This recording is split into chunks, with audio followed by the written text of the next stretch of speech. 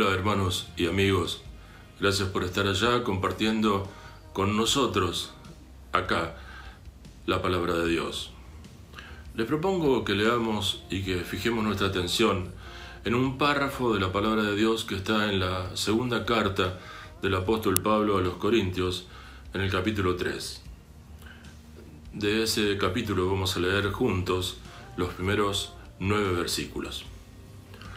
Dice la palabra de Dios: ¿comenzamos otra vez a recomendarnos a nosotros mismos? ¿O tenemos necesidad, como algunos, de carta de recomendación para vosotros? ¿O de recomendación de vosotros? Nuestras cartas sois vosotros, escritas en nuestros corazones, conocidas y leídas por todos los hombres, siendo manifiesto que sois carta de Cristo, expedida por nosotros, escrita no con tinta, sino con el Espíritu del Dios vivo, y no en tablas de piedra, sino en tablas de carne del corazón. Y tal confianza tenemos mediante Cristo para con Dios, no que seamos competentes por nosotros mismos para pensar algo como de nosotros mismos, sino que nuestra competencia proviene de Dios, el cual asimismo nos hizo ministros competentes de un nuevo pacto, no de la letra, sino del Espíritu, porque la letra mata. Guardemos esta expresión, por favor. La letra mata, mas el Espíritu vivifica. Y si el ministerio de muerte grabado con letras en piedras fue con gloria, tanto que los hijos de Israel no pudieron fijar la vista en el rostro de Moisés a causa de la gloria de su rostro, la cual había de perecer, como no será más bien con gloria el ministerio del Espíritu. Porque si el ministerio de condenación fue con gloria, mucho más abundará en gloria el ministerio de justificación. Tengamos una oración, por favor. Nuestro Dios, estamos agradecidos en este momento por tener el texto bíblico en nuestras manos. Sabemos que podemos escuchar tu voz a partir de estas letras que están escritas y que tu voz nos ayudará a encaminar nuestra vida cristiana como lo esperas de nosotros, pero también dará la oportunidad de salvación al que todavía no haya decidido por el Señor en su vida. Gracias por este tiempo, Señor, y te pedimos que nos des luz para poder entender lo que leemos. En nombre del Señor Jesús. Amén.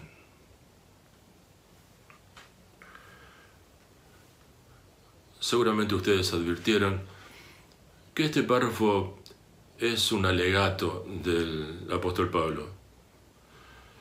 Está diciéndoles a los corintios que él no necesita ninguna carta de recomendación para presentarse ante ellos. Pablo ya había estado en Corinto fundando la iglesia. Había escrito su primera carta y esta era la segunda. Y les dice Pablo: si ustedes quieren saber algo de mí, mírense ustedes mismos. Ustedes son mi recomendación, porque ustedes son todo lo que yo puedo hacer como ministro competente a causa del respaldo que Dios da a mi ministerio. Cuando les explicaba acerca de esta condición de ministro competente que el apóstol Pablo ostentaba con orgullo, en el versículo 6 les dijo una expresión que en estos días se da con un conflicto de interpretación. Parece un error leve, pero es un error que tiene consecuencias funestas. Estamos hablando de vida o muerte. El versículo 6 dice que la letra mata. Y la primera interpretación, ligera y no muy pensada, que nosotros podríamos darle, es que parece decir el apóstol Pablo que no conviene leer la palabra de Dios. Porque si la leemos, corremos riesgo de muerte, porque la letra mata.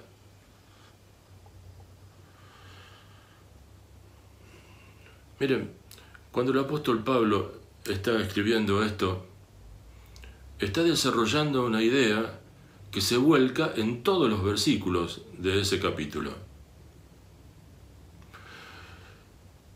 Quiero recordarles lo que ustedes ya deben saber también, y es que la división del texto bíblico en capítulos y en versículos no es inspirada por Dios. Es una forma humana de clasificar el contenido de la Biblia, de modo de poder encontrar con facilidad el párrafo que nosotros estamos buscando. Entonces, un texto no puede estar separado del otro porque originalmente formaba parte de un todo y debe seguir haciéndolo así. En cada sector de la Biblia hay una idea desarrollada, una idea distinta en muchos casos, y esa idea se plasma en todos los versículos que están alrededor de ese texto que nosotros estamos queriendo analizar. A eso le llamamos contexto, lo que está alrededor del texto. Si nosotros interpretáramos que la letra mata, es porque no estamos mirando el contexto. Miren, para hacer un pequeño resumen, les planteo mirar este cuadro. El apóstol Pablo está hablando del Antiguo y el Nuevo Testamento y hace un detalle en cada una de las columnas, ustedes pueden verlo, de las cosas que dice el párrafo. Si habla de la ley, la letra, el antiguo pacto, el ministerio de muerte, el ministerio de condenación, está hablando del Antiguo Testamento. Si habla de la gracia, el Espíritu, del nuevo pacto, del ministerio del Espíritu y el ministerio de justificación, está hablando del Nuevo Testamento. Claramente, cuando ponemos el texto número 6, que dice que la letra mata, dentro del contexto, e intentamos entender la enseñanza del apóstol, entenderemos fácilmente que no está hablando del texto bíblico. Cuando el apóstol Pablo dice la letra mata, está hablando de la ley, no de todo el texto bíblico.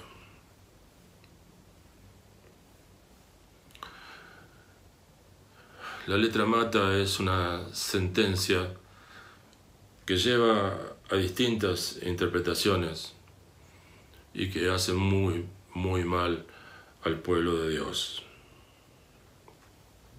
Ahora, nosotros decimos que la ley es la letra que mata,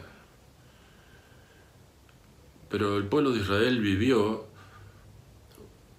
una gran parte de su historia bajo esa premisa, en la etapa de la ley. Pero podemos ver justamente por la experiencia del pueblo de Israel que la ley no le daba solución a los pecados del pueblo. Solamente con la multiplicidad de sacrificios que periódicamente hacían al Señor, le entregaban al Señor, con esos sacrificios solamente podían cubrir los pecados, pero no hacerlos desaparecer. Ahora nosotros, que estamos en el tiempo de la gracia, ¿qué relación tenemos con la ley? ¿Deberíamos sacar esa parte de la Biblia y no leerla? No. De ninguna manera nuestra enseñanza puede ser que nosotros nos despreocupemos de la ley. Porque el problema que tenemos es un problema de justificación. La ley señala los pecados, pero no los resuelve. En el Nuevo Testamento la situación es totalmente distinta. El Señor señala los pecados, pero se hace cargo de nuestros pecados, se hizo cargo de nuestros pecados en la cruz. De modo que el hombre de Dios del Antiguo Testamento tenía en la ley algo que le señalaba sus errores, pero no se los solucionaba. Nosotros tenemos en el Evangelio, quien nos señala el error, pero nos da la tabla de salvación, Cristo mismo.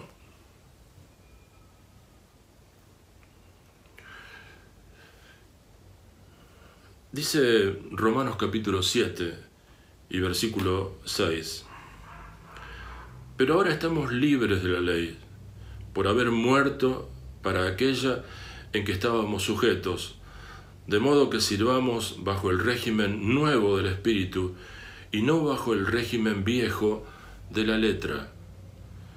El apóstol Pablo vuelve a llamar la letra al texto de la ley. Pero dice algo más. Dice que el Espíritu es quien nos revela a Dios. La discusión es cómo lo revela. O la diferencia de interpretación es cómo lo revela. Algunos piensan que la revelación del Espíritu, la revelación de Dios por parte del Espíritu, es con visiones, con mensajes personales que recibe un hombre y que transmite a los demás. Eso es un error. Es un error porque el canon bíblico está completo en el texto bíblico que nosotros tenemos en la mano. Es un error porque el apóstol Pablo, cuando le escribe a Timoteo, le dice que toda la escritura es útil para enseñar, redarguir, enseñar, etc.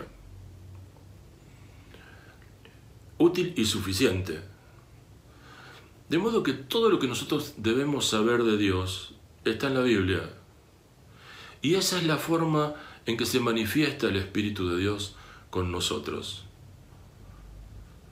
El Espíritu de Dios nos revela a Dios a partir de las páginas de la Biblia.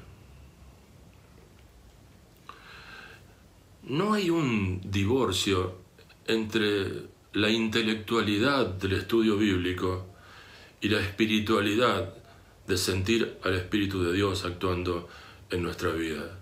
No es así. No es una cosa o la otra, son las dos cosas en nuestra vida.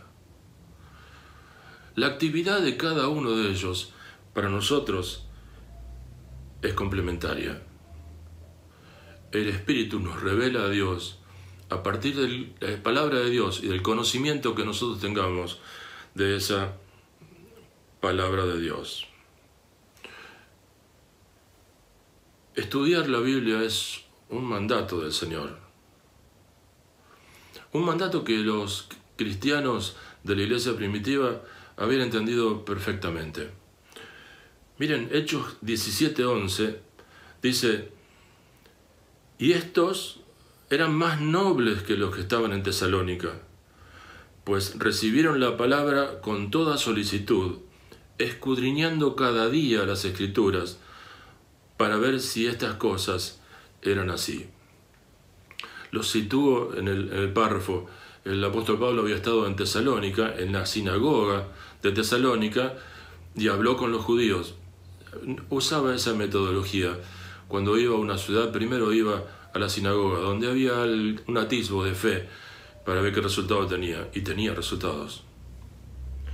Ahora había salido de Tesalónica y estaba en Berea.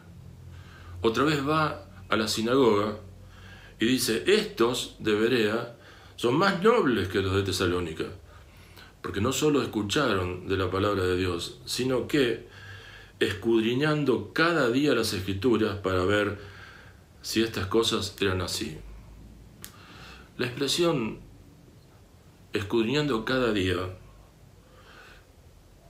a mí me hace pensar en un tiempo de meditación, en un estudio de la palabra de Dios sistemático. Quiero decir, habían recibido la palabra de Dios a través de Pablo, y no solo estaban queriendo verificar si Pablo les había dado una buena enseñanza, una sana doctrina como enseñanza. No solo verificaban lo que Pablo había dicho, sino que además lo estudiaban, lo hacían propio, lo guardaban en su intelecto, pero también en su corazón, y lo hacían cada día.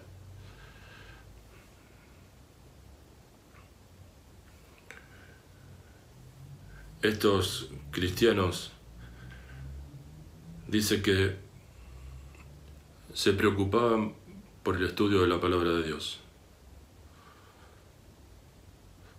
Como ellos, cada uno de nosotros debe hacer lo mismo.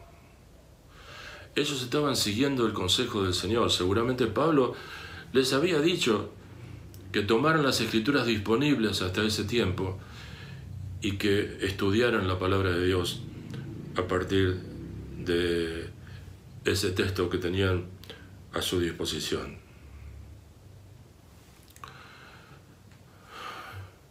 Estamos hablando de ministros competentes. Y el ministro competente es el que se toma de la palabra de Dios y a través del Espíritu estudia y entiende lo que Dios tiene para decirle. Ahora, el error que se comete con la interpretación de la letra mata no es un error inofensivo. No es una equivocación y nada más. El problema es que hay ministros competentes como Pablo y muchos ministros incompetentes como los que nosotros tenemos en la actualidad.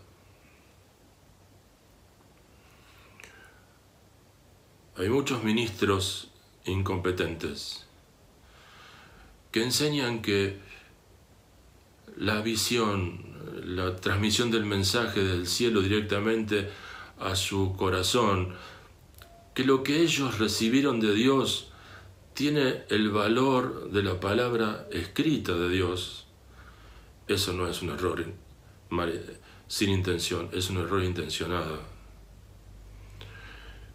Y la razón por la cual enseñan esta mentira es que si uno dice que tiene el mensaje de Dios y los demás le creen, uno puede manipular a todas esas personas para que hagan lo que yo quiero.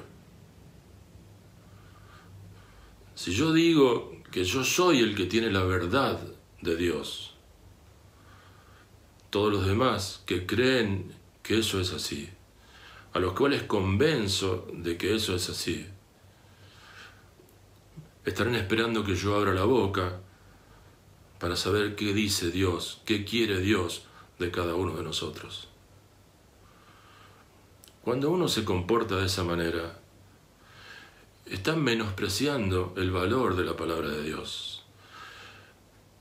La está poniendo en un segundo lugar y está poniendo por delante esa enseñanza que esos pseudos ministros de Dios dicen haber recibido de parte de Dios. ¿Cuáles son las intenciones para hacer eso? Bueno, generalmente son económicas. Están siempre en busca de poder, pero el poder económico pesa.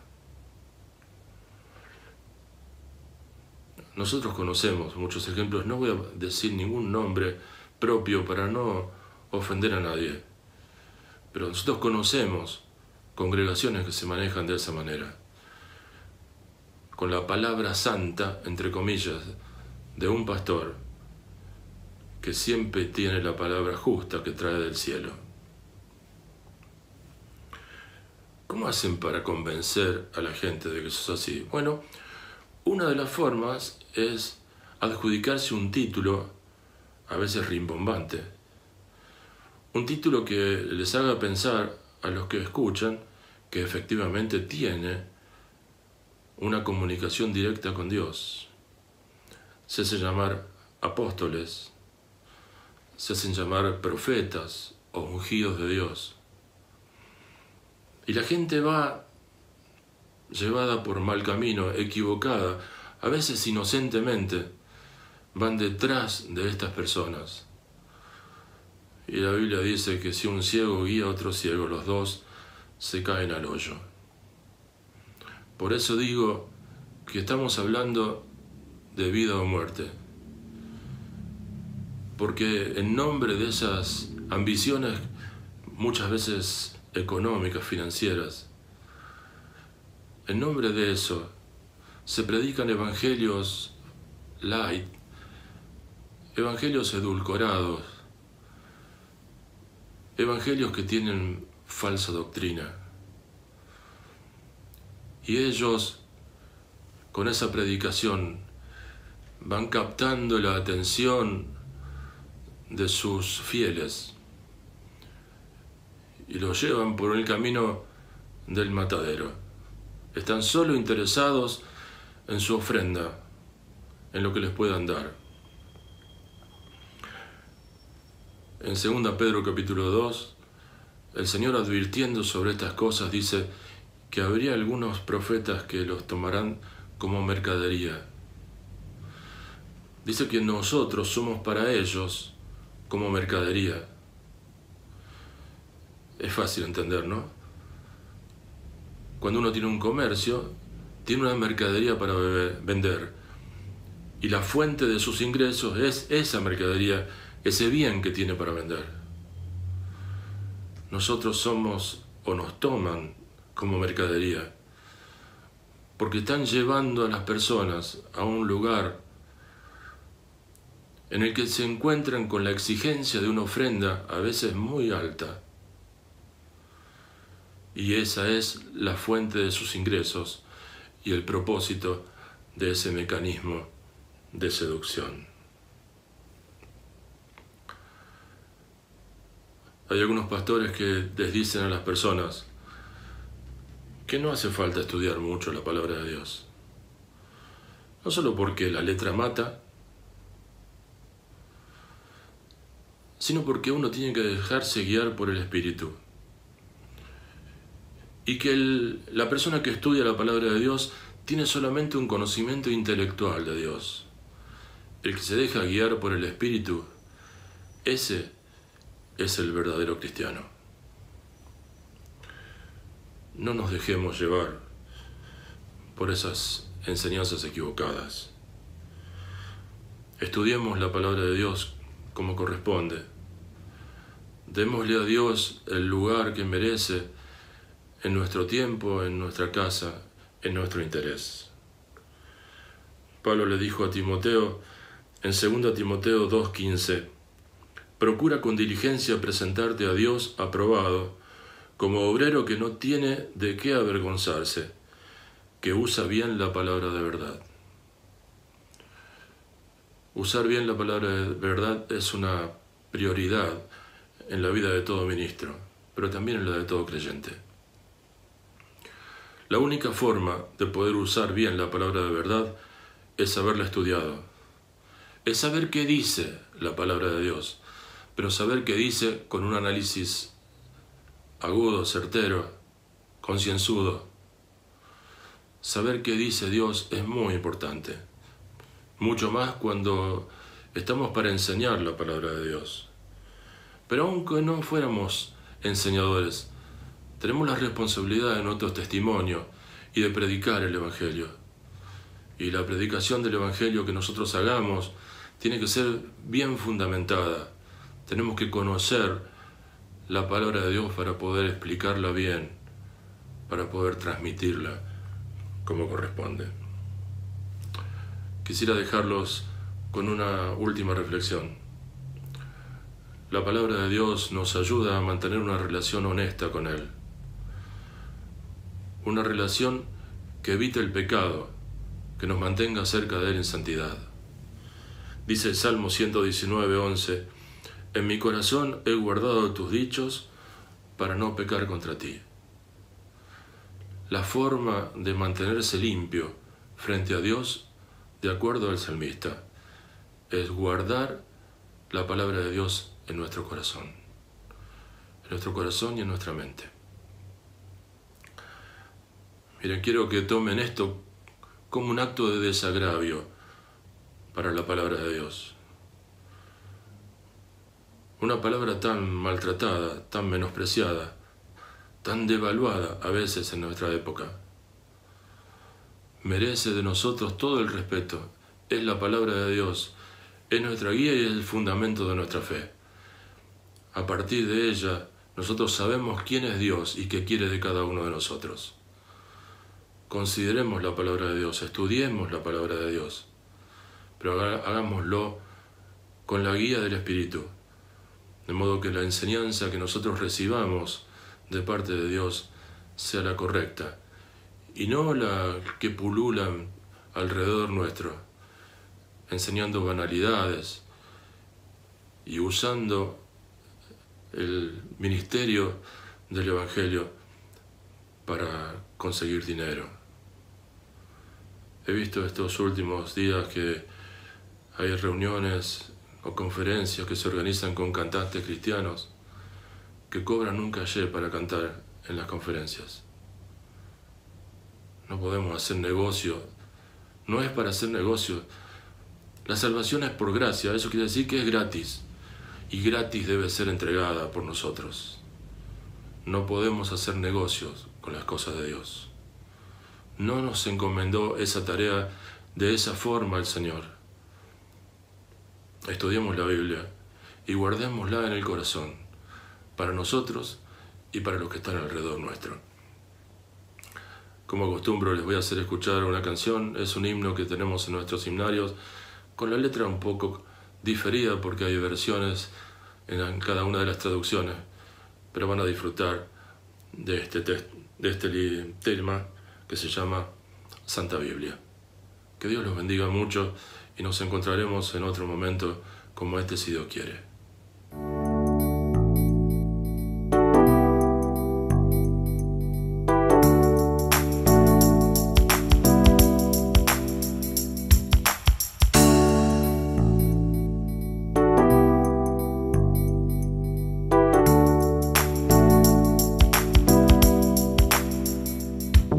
Santa Biblia para mí, eres un tesoro aquí. Tú contienes con verdad la divina voluntad. Tú me dices lo que soy, de quien vine y a quien voy. Tú reprendes mi duda, tú me exhortas sin cesar. Eres faro que a mi pie va guiando por la fe a las fuentes del amor del bendito Salvador. Eres infalible voz del Espíritu de Dios, que vigor al alma da cuando en aflicción está. Tú me enseñas a triunfar de la muerte y el pecado. Por tu santa letra sé que con Cristo reinaré. Yo que tan indigno soy, por tu luz al cielo voy. Santa Biblia para mí, eres un tesoro aquí. Santa Biblia para mí, eres un tesoro aquí. Tú reprendes mi